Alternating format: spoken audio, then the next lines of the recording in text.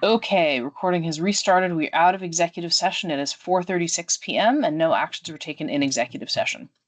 So the next item on the agenda is affordability program naming. This was punted from the governing board to the executive committee at the last governing board meeting. So I have available the slides to present. And so I thought I would, for all of you guys, I can't recall if you were all at the governing board meeting. Did you guys all see these? Lynn may not have been. Not that you're a voting member, Lynn. So your opinion doesn't matter any more than mine does. I was in it. I was at that meeting. Yeah. That's right. That's right. Yeah. Okay. All right. So I'll just skip forward to the two top names was Leaf and Maple Broadband Access Fund, backed up by Community Connect Fund and Bridge Fund / program. So Sai did not have any firm. We asked her before the meeting got started. She had no strong opinions. So I'll leave it to the four of you who are here to use your strong opinions to make a decision for us, please. The rest of the agenda, by the way, I think I can cover in about 10 minutes. I think probably the network management agreement lawyer selection, we can probably cover that one quickly to knock it off. So we have about 10, 12 minutes here. Steve.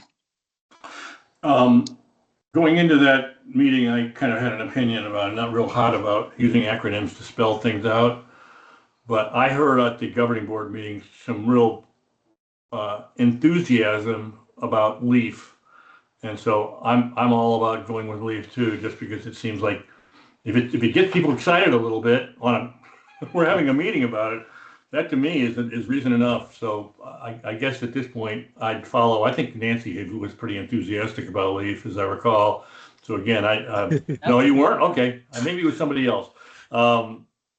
Regardless, if there was some enthusiasm in the group about using LEAF, then I'm all for it, but I don't have a lot of passion either way. Shannon. I am enthusiastic about Leaf. It fits in with the overall branding, Maple Broadband, Maple Leaves. I think the acronym is easy enough. Local Equitable Access Fund describes what it is, but Leaf fits into the brand. And I think we need to bear in mind that look at this not from our point of view, but from the customer's point of view. What's going to be easy to remember, what's going to be compelling to them, not something that's clunky that maybe is 100% what it is from our point of view. That's all I'll say. Thank you. Nancy. I've been in favor of the Community Connect Fund because, can we switch to that? Because it really says what it is, and it also really connotes we're all in this together, whether some of us need help affording it or not. So I like that one, and I don't like any of the others.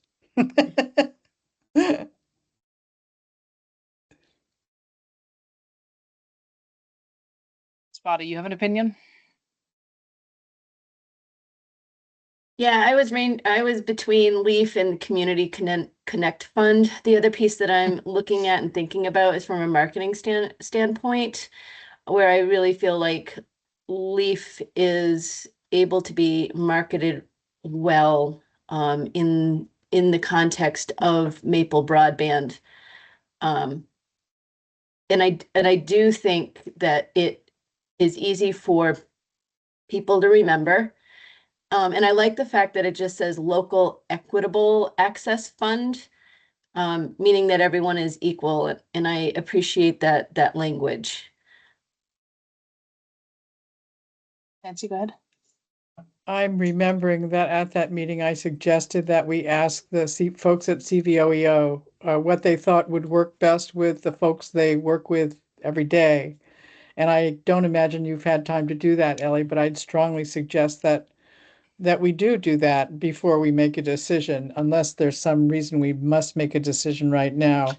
And the other thing about Leaf that I worry about is that if you say Leaf, it doesn't really tell an unfamiliar audience what it is.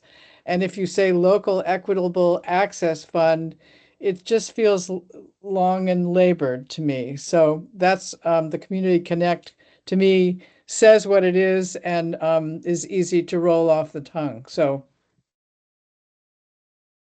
So I did get some feedback from CVOEO, which I'm putting in the chat here. Thank you for reminding me. So it's a little bit mixed. I mean, the other general feedback is this is always tough, and I completely defer to your board for the final decision. There's no easy things here. I mean, that's exactly the trade-off of having something which is longer and more descriptive versus something which is shorter, snappier, easier to remember, and better to market around. I mean, I think those are the choices. Oh, geez. All right. Option 2 is Maple Broadband Access Fund. Yeah. So just for the record, because it's not obviously in the recording what was pasted in the chat here, that the feedback from the director of CVOEO is I like LEAF and Bridge. The only problem with acronyms, they don't really describe what's going on. I think that's even true of the local equitable access fund. Is that clear enough as to what is really being provided? I mean, it is an excellent point. Access to what? While perhaps the least colorful, option 2 is the clearest to me, which is Maple Broadband Access Fund, especially if you're thinking about fundraising, the less explaining you have to do to potential donors, the better. Boy, no easy answers here, are there? Well, I mean, Maple Broadband Access Fund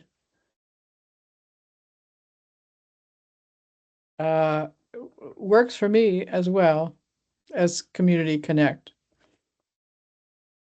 Whenever I hear Community Connect, I just think of this USDA grant program, but the average consumer would not. Oh, I see what you mean. Yeah. Yeah, that's true. That was what I was thinking, Kelly. USDA and NRCS and Yeah.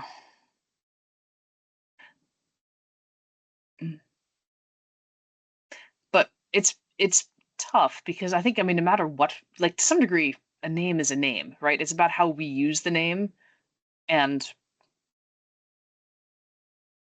if we do a good job explaining the name and what it is. I mean, the Affordable Long Drop Program is a pretty terrible name, but that is what it is. Steve? And maybe it's their job not to do this. Did London Middlebury tell you what their bias was? What one that turned them on? The reason I ask is that if it markets well, we need to kind of defer to that. Their preference was the Leaf Fund. Or was Leaf, sorry. Leaf Fund is like Windows NT.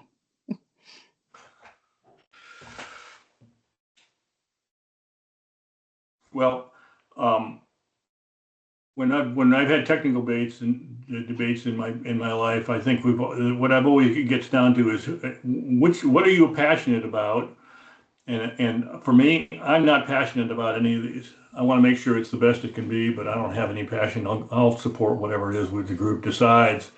If there's anybody on this call that does have passion about what it ought to be, we ought to defer to them. And if we don't, then maybe listen to London Middlebury.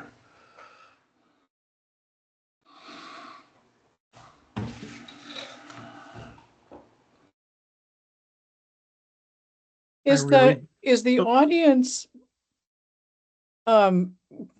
CVOEO clients, people who might not be able to afford things as without the fund? Is that the audience? Or I mean, it looks like the people at CVOEO were thinking about we'd be asking for donors to contribute to the fund, which isn't our intent, is it? Well, it's not a direct intent right now. It's a self-funded thing, and one of the ideas that I've had is we might potentially fundraise for it, for example, by having people add, do because our donations to the district are tax deductible. So we might, for example, solicit donations along those lines, but at the exact moment, or even add a product to people's bills that they could optionally add.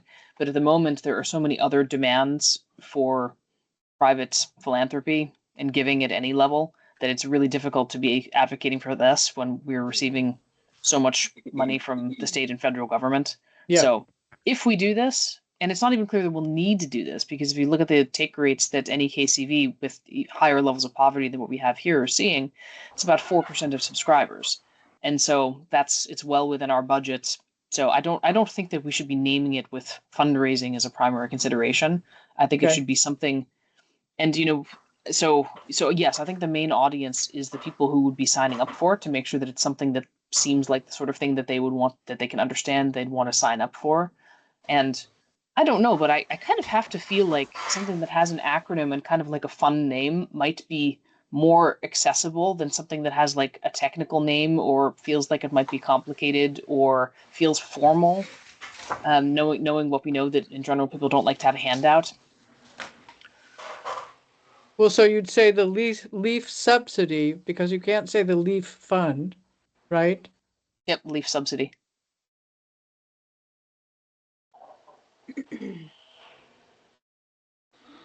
Or the maple leaf, maple broadband leaf. I want to call the question on this. We need to make a decision. We've only got 10 minutes left, so, I'll tell you what, I'm gonna make a motion, and then we can discuss it and maybe get this wrapped up. I move that we proceed with, using LEAF, option 1 there. Is there a second? A second from Shannon. Discussion.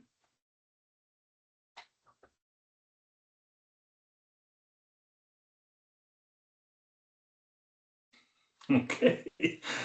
No discussion? All right. Conversation killer.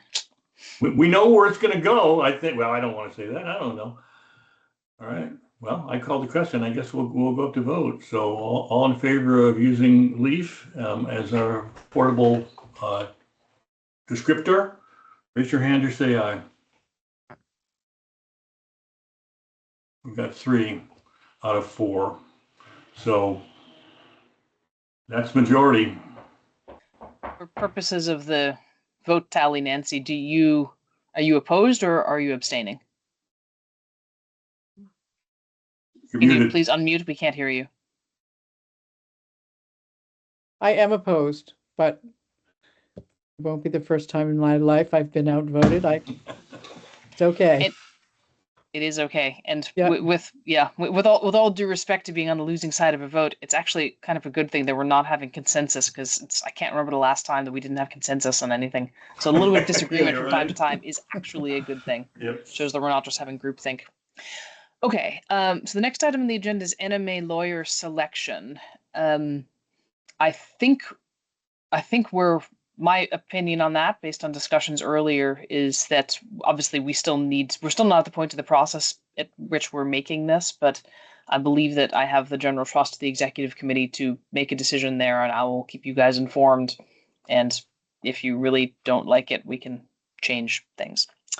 And just one other quick comment there. I think Steve had previously mentioned responsiveness as being important, and while I agree with that, I also think that it's the case that with really high level professional services, the best are often the busiest, and so we also need to balance extremely rapid responsiveness with quality. So and also we're going to be a small ticket compared to some bigger clients. So I think we just need to be realistic with the sorts of timeframes that we can expect, but also build that into the process and not, wait and give them something and say, now we need you to urgently turn this around just because we failed to plan. I know that's a bugbear of consultants everywhere and professional services everywhere. Steve. Yeah, I think I think that there's a way to do this consistently that doesn't necessitate something like that. I mean, from my perspective, what we've always done from the times that I've engaged Maple Broadband's lawyers is I've said, can you get this to me by the end of the week? Or please get it to me by the end of the week, if that's for an example. And if the lawyer says, ain't gonna happen, I got a lot going on, I'll get it to you by 3 days later than that.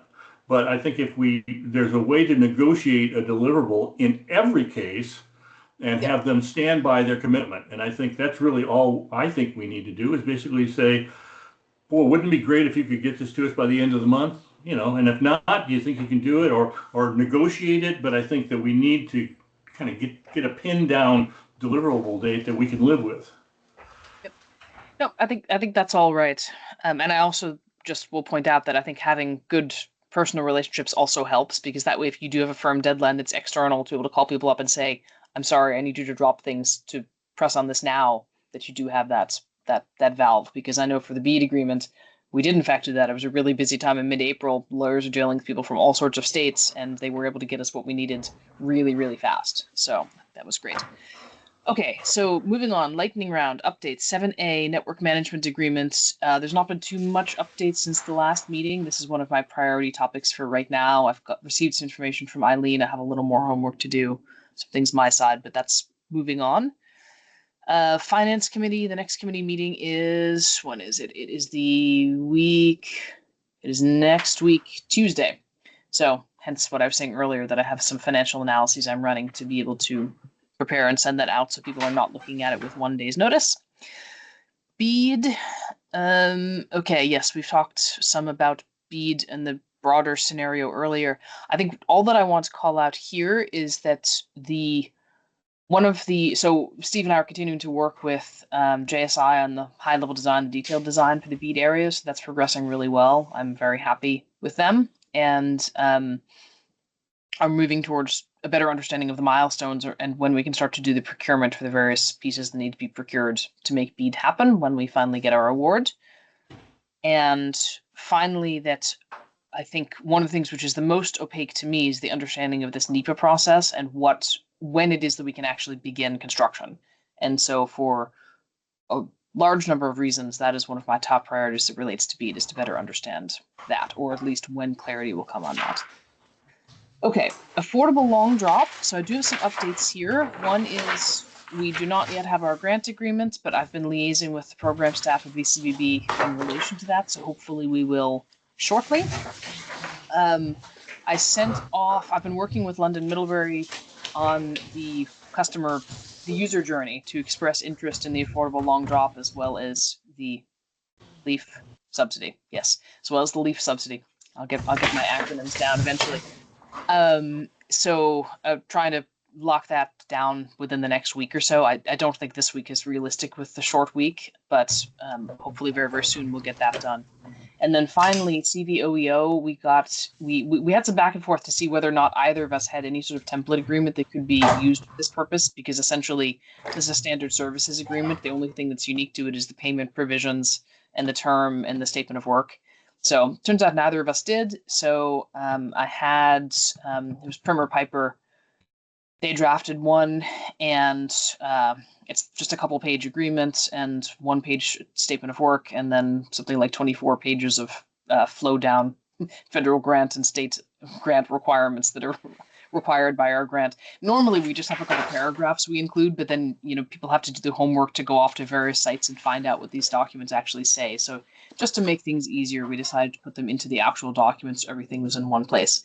So got that off to CVOEO, and actually just as of the last couple of hours, their director had looked at it last week and said, this looks good to me in terms of the payment provisions and the scope of work, and had sent it off for legal review, and it came back that they're happy to sign a couple hours ago. So they're going to sign, send to me, and then I will countersign, and we'll be off to the races, which is great. So that means that really the only final thing that we need is that grant agreement from the VCBB, and I need to make sure with London Middlebury that our back office systems are ready and we can launch these things.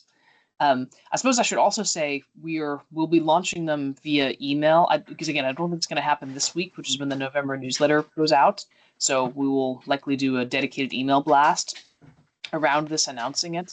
And I will also plan a press release, because I know the Addison Independent is interested in talking about it when we have something to talk about. So that's that. 2025 construction updates.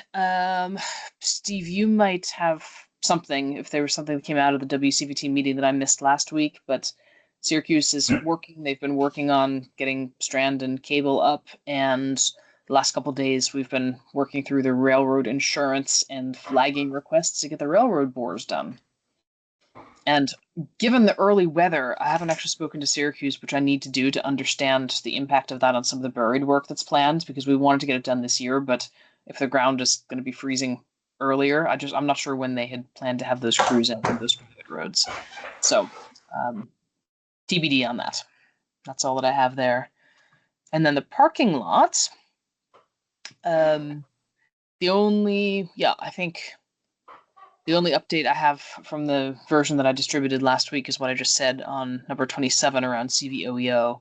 and then the audit RFP will come off the next time we distribute. Anything else in the parking lot anyone wants to talk about?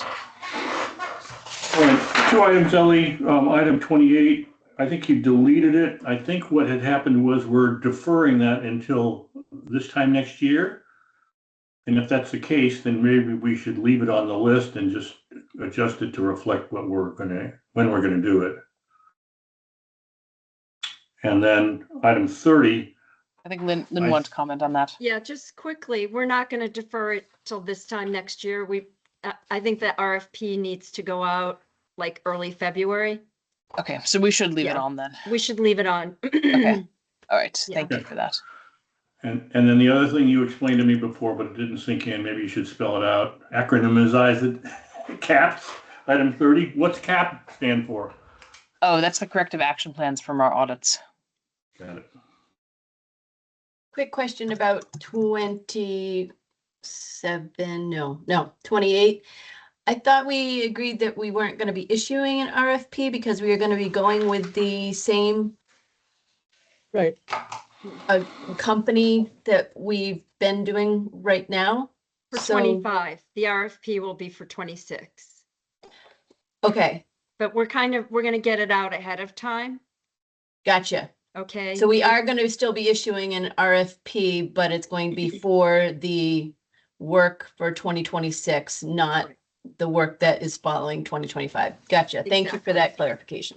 And I do think, Ellie, and we can talk offline, but we should just connect with Bonnie to let her know that we want to work with her for 2025. Mhm.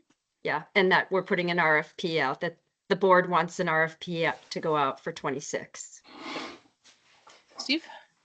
Yeah, before we lose our quorum here, I think it is unwise for us to kick off the affordable long drop program if we don't have a flow chart.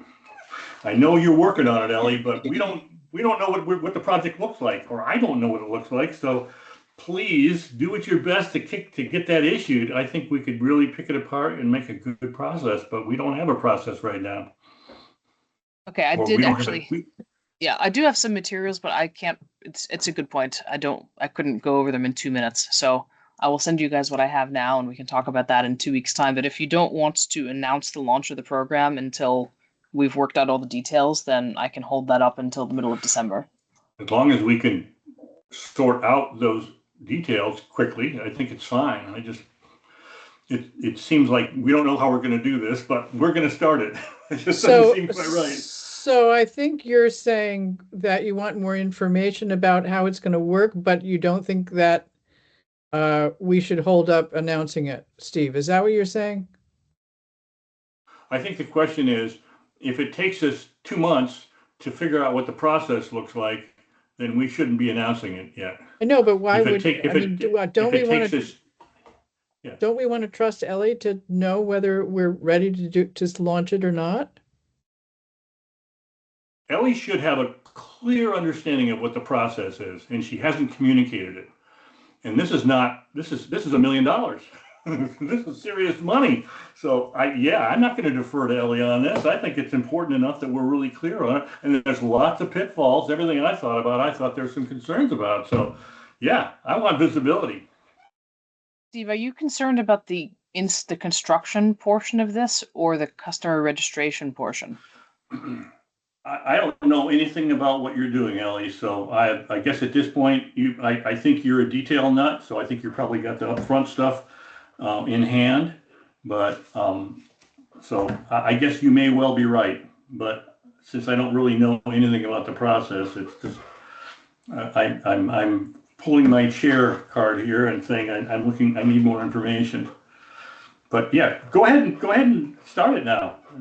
Let's just do what we can to get it nailed down. So some of the process we do know, right? We have CVOEO is going to be doing Yep.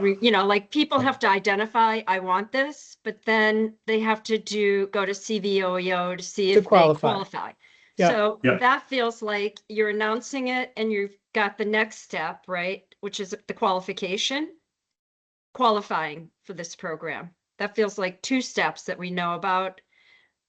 And there's obviously, Steve, I understand you have more concerns about what follows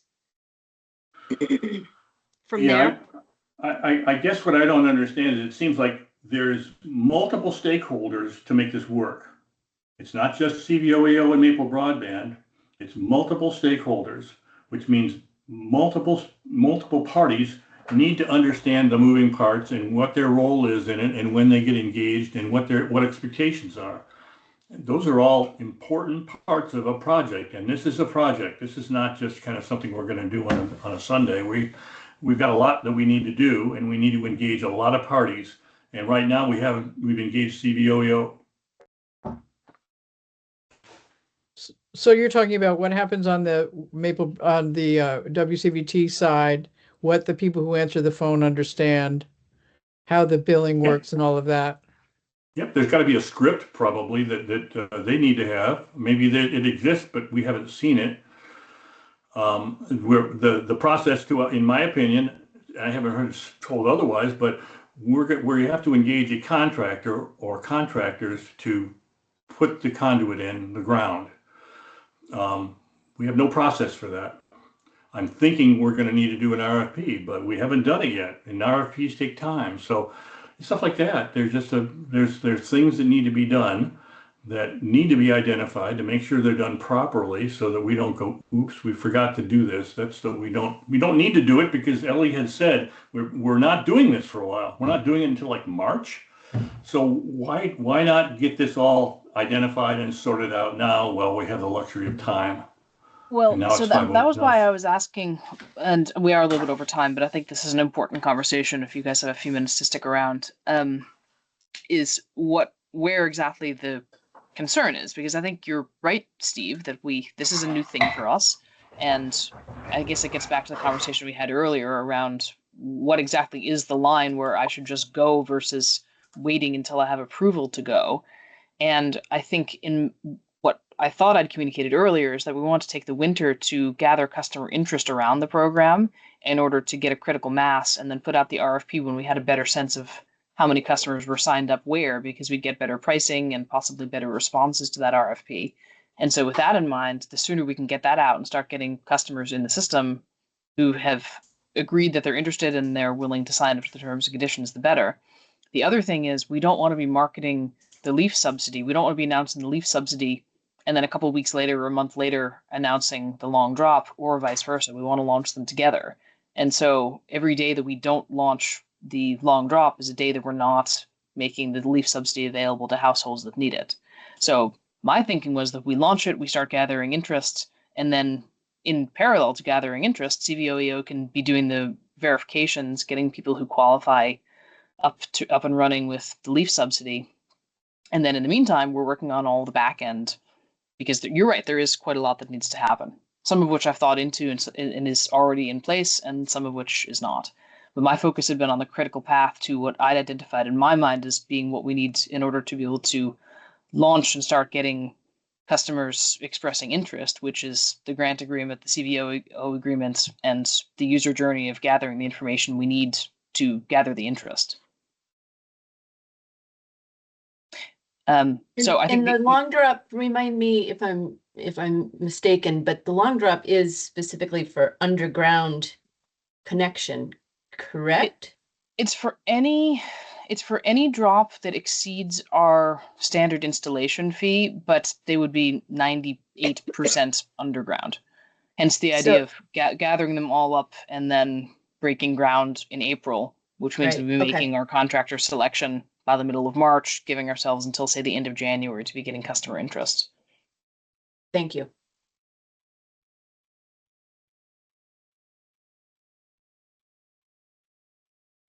So I'm not sure if we're looking for continued discussion, or if there needs to be a motion for some type of approval and process. But what I'm hearing is I think the process that's being laid out right now makes logical sense to me.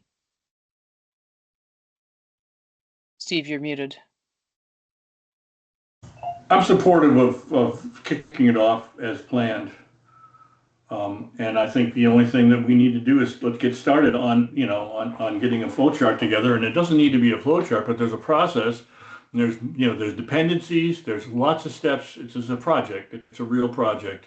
So we really need to figure out all the tasks that need to be undertaken, who's been assigned to it. Everybody understands what they're doing. Most of it's not going to be us, but there's still going to be work that we want others to do, and we need to make sure it's all identified. So yeah, unless you folks object, let's get started with the process. And Ellie says she's got some information gathered. Ellie, if you'd like, I'd be willing to take a crack at a flow chart. If you want to give me a narrative or something like that, I can put something together and we can, pick it apart, however you want to approach it.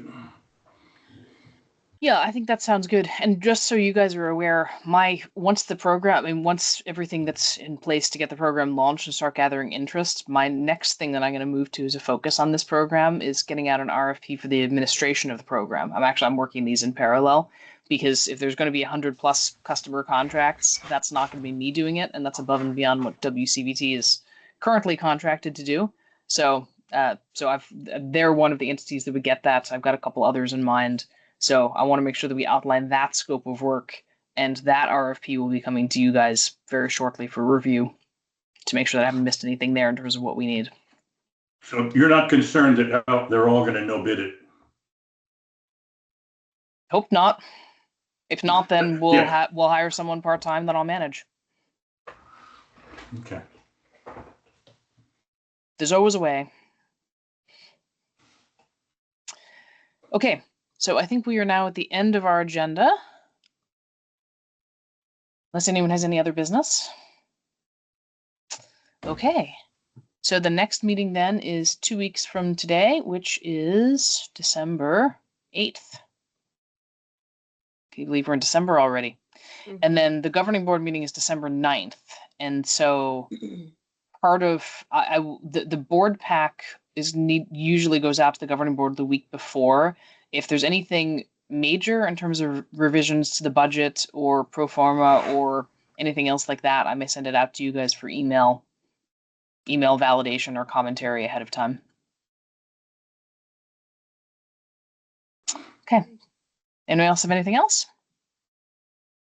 Okay. All right. Then I think we can adjourn. Thank you all for the good discussion today, and see you in 2 weeks' time. All right. Thanks. Bye. Thank you. Bye.